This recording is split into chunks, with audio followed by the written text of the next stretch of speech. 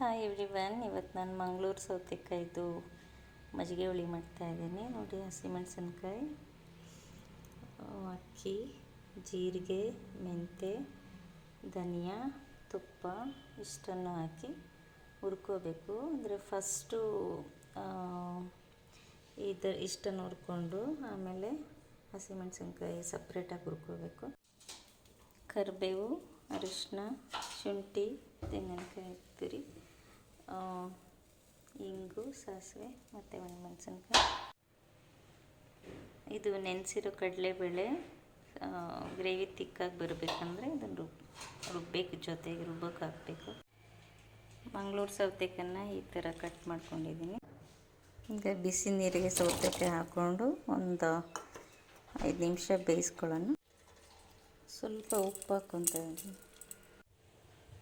ನೋಡಿ, ಮಸಾಲೆ ರೆಡಿಯಾಗಿದೆ. ಈ ಮಸಾಲೆಗೆ ಹುರಿದಿರೋ ಐಟಮ್ಗಳೆಲ್ಲ ಹಾಕಿ ಕಡಲೆಬೇಳೆ ನೆನೆಸಿರೋದು ಹಾಕಿ ರುಬ್ಬಿದ್ದೀನಿ. ಅರ್ಧ ಲೀಟ್ರ್ ಮೊಸರನ್ನ ಹೀಗೆ ಮಿಕ್ಸಿಗೆ ಹಾಕಿ ಸ್ವಲ್ಪ ರುಬ್ಕೋಬೇಕು. ಮಸಾಲೆ ಹಾಕ್ತಾಯಿದ್ದೀನಿ. ಉಪ್ಪು, ಅರಿಶಿನ, ಮಸಾಲೆ ಒಂದು 5 ನಿಮಿಷ ಬೆಂದಾದಮೇಲೆ ಕರ್ಡ್ ಹಾಕ್ತಾಯಿದ್ದೀನಿ. ಒಗ್ಗರಣೆಗೆ ತುಪ್ಪ, ಮೊಸರು ಹಾಕಿದ್ಮೇಲೆ ಒಂದು 2-3 ಕುದಿ ಬಂದರೆ ಸಾಕು, ಆಫ್ ಮಾಡೋಣ. ತುಪ್ಪ ಕಾದಿದೆ. ಸಾಸಿವೆ, ಒಣಮೆಣಸು, ಕರಿಬೇವು, ಸ್ವಲ್ಪ ಇಂಗು,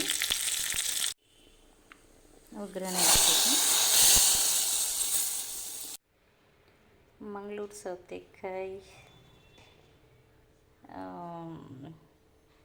ಮಜ್ಜಿಗೆ ಹುಳಿ ಮತ್ತು ರೈಸ್ ರೆಡಿ.